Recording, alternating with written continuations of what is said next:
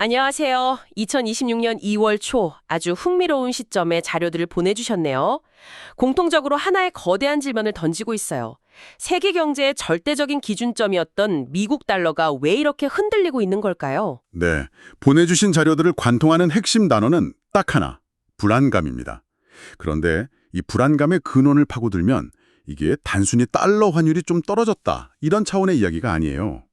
그게 아닌가요? 네, 지난 15년간 달러의 운명을 떠받치던 그 구조 자체가 완전히 뒤바뀌었다는 걸 보여주고 있거든요. 바로 그 지점부터 이야기를 시작해보죠. 자료들에 보니까 2025년 초부터 달러 가치가 거의 10%나 하락했다고 나와요. 투자자들 사이에서 달러가 더 이상 안전하지 않다, 이런 인식이 퍼지고 있다는 건데 그렇죠. 저희는 오늘 이 자료들을 바탕으로 그 인식의 실체를 한번 파헤쳐 볼 겁니다.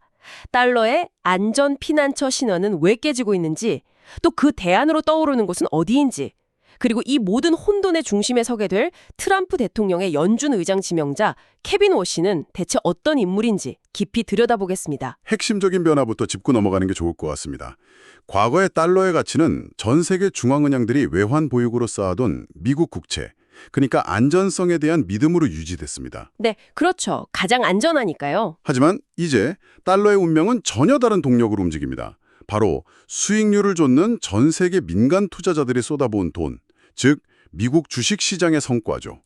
안전이 아니라 수익으로요. 네, 바로 이 지점이 지금 달러를 훨씬 더 예측하기 어렵고 취약하게 만드는 근본적인 원인이 되고 있습니다. 안전성에서 수익성으로 달러의 무게중심이 이동했다. 와, 이거 정말 흥미로운 이야기네요.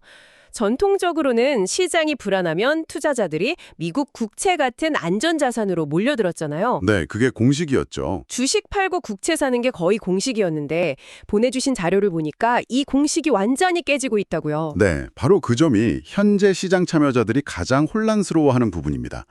보내주신 기사 중 하나가 아주 기가 막힌 비유를 들었더군요. 공포영화처럼 비상전화가 집안에서 걸려오고 있다. 와, 그 비유는 정말 소름이 돋네요. 세상에서 가장 안전한 피난처라고 믿었던 곳이 사실은 위험의 진원지였다는 거잖아요. 투자자들 입장에서는 등골이 오싹할 이야기입니다. 그렇죠. 그 비유가 지금 상황을 정확히 짚고 있습니다. 자료는 트럼프 대통령이 고율 관세를 발표했던 2025년 4월, 10월, 그리고 지난 1월의 사례를 구체적으로 언급합니다. 네네. 보통 때라면 주식시장이 급락할 때 투자자들이 안전한 국채로 몰려가면서 국채 가격이 오르고 반대로 수익률은 떨어져야 하거든요. 그게 정석이죠. 그런데 이 세 번의 경우 모두 정반대 현상이 나타났습니다. 주식도 팔고 국채도 파는 현상이 나타나면서 장기 국채 수익률이 오히려 상승해버렸죠. 그러니까 투자자들이 시장의 일반적인 충격이 아니라 미국 정부의 예측 불가능한 정책 그 자체를 가장 큰 리스크로 보기 시작했다, 이런 신호군요. 정확합니다. 그리고 이 현상의 배경에는 당신께서 반드시 이해해야 할 거대한 구조적 변화가 있습니다. 여기서 숫자를 좀 들여다보면 이 변화의 규모가 피부에 와닿으실 겁니다. 어떤 숫자죠? 17년 전만 해도요. 외국인이 보유한 미국 금융자산 중에 각국 중앙은행 같은 공공기관이 들고 있던 채권 비중이 38%에 달했습니다. 꽤 높았네요. 그런데 지금은요. 14%까지 급감했습니다. 사상 최저 수준이에요. 와, 중앙은행들이 미국 국채를 예전만큼 사주지 않는다는 거군요. 그럼 그 빈자리는 누가 채웠나요? 바로 민간 투자자들의 주식입니다. 금융위기 이후 21%에 불과했던 외국인 보유자산 중 주식 비중이 지금은 58%라는 기록적인 수치로 3배 가까이 폭증했습니다. 잠시만요. 그건 정말 근본적인 변화인데요. 과거에는 세계 각국 정부가 안전을 위해 달러 시스템을 함께 떠받치고 있었다면 이제는 전 세계 개인과 기관 투자자들의 수익률 기대감에 달러의 운명이 좌우된다는 뜻이잖아요. 바로 그겁니다. 이건 변동성이 훨씬 커질 수밖에 없는 구조 아닌가요? 맞습니다. 달러의 운명이 과거와 전혀 다른 궤도에 오다선 겁니다. 이제 달러의 가치는 미국 주식시장의 퍼포먼스에 훨씬 더 민감하게 연동될 수밖에 없어요. 매그니피센트 7 같은 기술주들이 주춤하거나 AI 버블에 대한 우려가 커지면서 주식시장의 매력이 떨어지는 순간 달러 역시 함께 위험해지는 악순환이 시작될 수 있다는 거죠. 실제로 이런 구조적 변화를 감지하고 움직이는 큰 손들도 있습니까? 네, 자료에 아주 상징적인 사례가 나옵니다. 스웨덴의 대형 연기금인 알렉타인데요. 이들은 2025년 초부터 여러 차례에 걸쳐 미국 국채 보유량을 줄였다고 공개적으로 밝혔습니다. 연기금이요? 가장 보수적이어야 할 곳인데. 그렇죠. 그 이유가 의미심장해요. 미국의 정책 예측 가능성 감소와 막대한 재정 적자, 그리고 눈덩이처럼 불어나는 국가 부채를 꼽았습니다. 아직은 소수의 목소리일 수 있지만 연기금이 이런 움직임을 보인다는 것 자체가 거대한 흐름의 변화를 예고하는 신호탄일 수 있죠. 매 균열이 보이기 시작했다면 이 거대한 자금의 물줄기는 지금 어디로 방향을 틀고 있을까요? 보내주신 자료가 바로 그 지점을 가리키고 있네요. 신흥시장이 그 대안으로 떠오르고 있다고요? 맞습니다. 숫자가 그걸 증명하죠.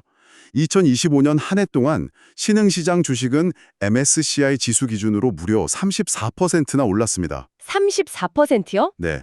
같은 기간 선진시장 상승률이 21%였으니 월등히 앞서 나간 셈이죠. 역사적으로 보면 달러가 약세일 때 신흥시장이 좋았던 건 어느 정도 공식처럼 여겨지긴 했잖아요.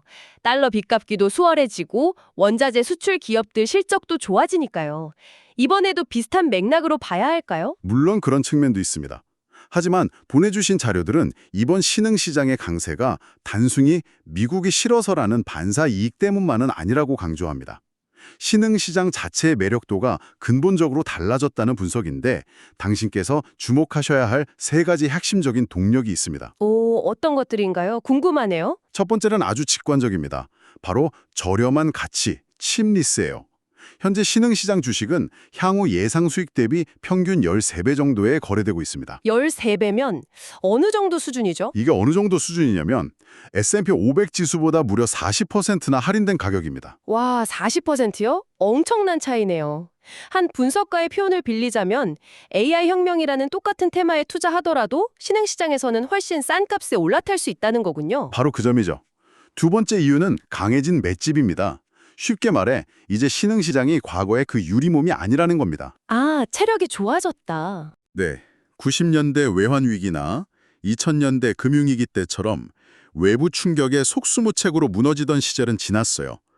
라틴 아메리카와 아시아의 많은 국가들이 이제는 훨씬 더 견고한 경제 제도와 풍부한 외환 보유고를 갖췄습니다. 그 강해진 맷집을 보여주는 구체적인 증거가 있나요? 아주 좋은 사례가 있죠. 2022년 전 세계가 인플레이션으로 신음할 때를 기억하실 겁니다. 네, 기억하죠. 그때 브라질이나 멕시코 같은 나라들은 미국 연준이나 유럽 중앙은행보다 훨씬 먼저 그리고 훨씬 공격적으로 금리를 인상했습니다. 당시에는 무리하는 것 아니냐는 우려도 있었지만 결과적으로는 물가를 성공적으로 잡으면서 정책적 독립성과 위기 대응 능력을 전 세계에 증명해 보였죠. 듣고 보니 그렇네요. 예전 같으면 미국 눈치 보느라 못했을 정책을 과감하게 실행했고 그게 성공했다는 거군요. 자, 그럼 마지막 세 번째 이유는 뭔가요? 바로 성장 잠재력 그로스입니다. IMF는 2026년에 신흥시장이 선진 경제보다 2.4%포인트나 더 빠르게 성장할 것으로 예측합니다. 2.4%포인트나 더요? 네, 여기서 아주 절묘한 환경이 만들어집니다. 자료의 표현을 빌리자면 너무 뜨겁지도 너무 차갑지도 않은 이상적인 골디락스 환경이라는 건데요. 골디락스요? 미국 경제가 침체에 빠질 정도는 아니면서도 조만간 금리 인하가 시작될 거라는 기대감이 공존하는 상황이죠. 이런 환경은 위험을 조금 더 감소하더라도 높은 수익을 원하는 자금이 흘러들어가기에 최적의 조건이 됩니다. 정리가 되네요. 단순히 미국에서 빠져나온 돈이 갈 곳이 없어 흘러들어가는 게 아니라 신흥시장 자체가 가진 매력, 그러니까 저렴한 가격, 튼튼해진 펀더멘탈, 그리고 높은 성장성이라는 세 가지 엔진이 투자자들을 강하게 끌어당기고 있다는 거군요. 맞습니다. 자, 그럼 이 모든 상황의 한가운데 아주 예측 불가능한 변수가 등장합니다. 바로 트럼프 대통령이 연준 의장으로 지명한 케빈 워시라는 인물이죠.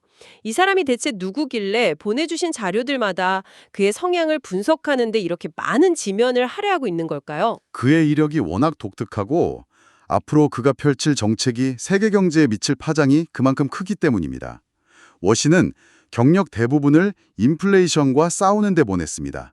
늘 금리를 올려서라도 물가를 잡아야 한다고 주장하던 연준 내에서도 대표적인 매파, 허크였거든요. 물가 안정을 최우선으로 치는 원칙주의자였다는 거군요. 그런데 뭐가 문제인 거죠? 문제는 트럼프 대통령의 재선 이후 그의 입장이 180도 바뀌었다는 점입니다.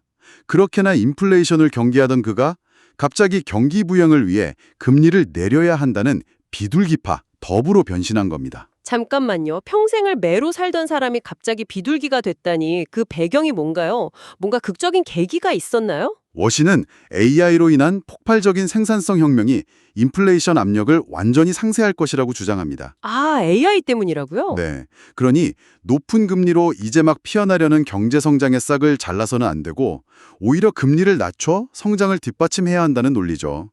트럼프 대통령의 감세 및 규제 완화 정책과 맞물리면 엄청난 호황이 가능하다는 겁니다. AI가 모든 걸 해결해 줄 거라는 주장은 상당히 솔깃하게 들리네요. 그런데 정말 그렇게 간단한 문제일까요? 마치 모든 문제를 해결해 줄 마법 지팡이처럼 들리기도 하는데 자료에서는 이 주장에 대해 어떤 반론을 제기하고 있나요? 네, 바로 그 지점에 아주 중요한 허점이 있다고 지적합니다. 생각해 보세요. 생산성이 향상되면 기업들은 새로운 기술에 더 많이 투자하고 싶어 합니다. 그렇죠. AI 시대라면 데이터 센터를 짓고 첨단 반도체를 사들이겠죠. 그럼 자연스럽게 자금 수요가 늘어나고 돈의 값인 금리는 오히려 올라가는 요인이 됩니다. 경제학에서는 이걸 중립금리가 높아진다고 표현하는데요. 아. 이런 상황에서 인위적으로 금리를 내리면 어떻게 될까요? 경제가 과열되면서 인플레이션을 더 부추길 수 있다는 비판이 나오는 겁니다. 아, 그러니까 AI가 생산성을 높이는 건 맞지만 그게 곧바로 저금리의 명분이 될 수는 없다는 거군요. 오히려 투자가 늘면서 금리 상승 압력이 커질 수 있다. 맞습니다. 실제로 1990년대 닷컴 버블 시기에도 비슷한 논쟁이 있었습니다. 당시 앨런 그린스폰이 이끌던 연준도 처음에는 인터넷이 가져온 생산성 향상이 금리를 낮게 유지시켜줄 거라 믿었죠. 하지만 결국 경제 과열을 막지 못하고 나중에 급하게 금리를 올려야만 했습니다.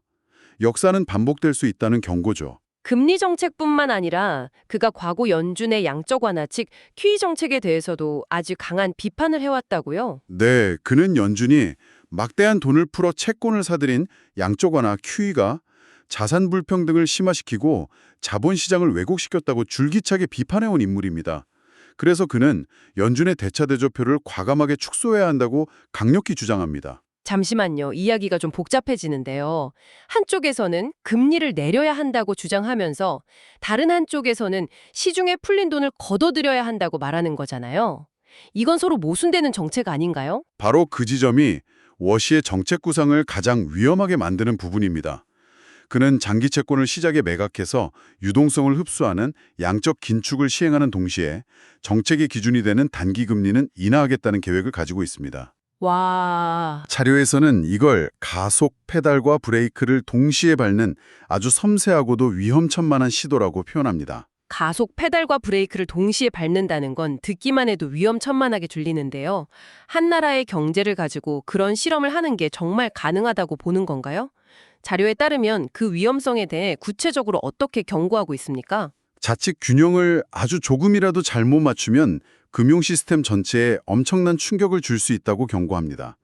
연준이 보유 채권을 너무 빨리 너무 많이 팔아버리면 은행 시스템에 꼭 필요한 유동성, 즉 지급준비금이 순식간에 말라버릴 수 있거든요. 아, 2019년에 그런 일이 있었죠. 네. 2019년에 은행들끼리 초단기 자금을 빌리는 레포 시장이 거의 마비될 뻔했던 아찔한 순간이 있었죠. 자료들은 바로 그 위기가 훨씬 더 큰 규모로 재현될 수 있다고 경고하는 겁니다. 결국 그의 리더십 아래 연준의 정책은 훨씬 더 정치적이고 훨씬 더 예측하기 어려워질 거라는 우려가 팽배합니다. 자, 오늘 분석을 정리해보죠. 당신께서 보내주신 자료들을 통해 우리는 지금 달러가 처한 복잡한 상황을 입체적으로 들여다볼 수 있었습니다. 미국 국채는 가장 안전하다는 전통적인 믿음은 흔들리기 시작했고 달러의 가치는 이제 변동성 끈 주식시장의 성과에 더 깊이 의존하게 됐습니다. 그 빈틈을 타 신흥시장이 저렴한 가격과 튼튼해진 체력, 그리고 높은 성장성을 무기로 매력적인 대안으로 떠오르고 있고요. 그리고 이 모든 변화의 방향키를 쥐게 될 연준은 과거 그 누구와도 다른 예측 불가능한 새로운 리더를 맞이할 준비를 하고 있습니다. 핵심은 이것 아닐까요? 아직 유로나 위안화가 달러를 완전히 대체할 뚜렷한 대안이 없다는 사실이 달러의 급격한 붕괴를 막아주는 마지막 안전판 역할을 하고는 있습니다. 하지만 달러를 둘러싼 변동성과 정책적 불확실성이라는 위험은 수십 년 내 최고 수준에 이르렀다는 거죠. 맞습니다. 투자자들은 이제 달러 자산을 보유하는 것 자체를 더 이상 안전이 아니라 관리해야 할 하나의 위험으로 인식하고 대비해야 하는 시대에 살고 있는 셈입니다. 마지막으로 당신께 생각해 볼 만한 질문을 하나 남기며 마무리하겠습니다. 한 자료에서 케빈 워시가 과거 연준 이사 시절이던 2010년에 했던 말을 인용하더군요. 달러의 특권적인 지위는 우리가 타고난 관리가 아니라 계속해서 노력해서 얻어내야 하는 것이다. 지금 이 시점에 들으니 참 의미심장한 말이네요. 어쩌면 지금 우리는 전 세계가 처음으로 과연 미국이 그 노력을 계속하고 있는가라고 진지하게 묻기 시작하는 그 역사적인 순간을 목격하고 있는지도 모릅니다. 세계 금융 시스템의 중심 기둥이 단단한 바위가 아니라 언제든 흔들릴 수 있는 하나의 배팅처럼 느껴지기 시작할 때 우리에게는 과연 어떤 미래가 기다리고 있을까요?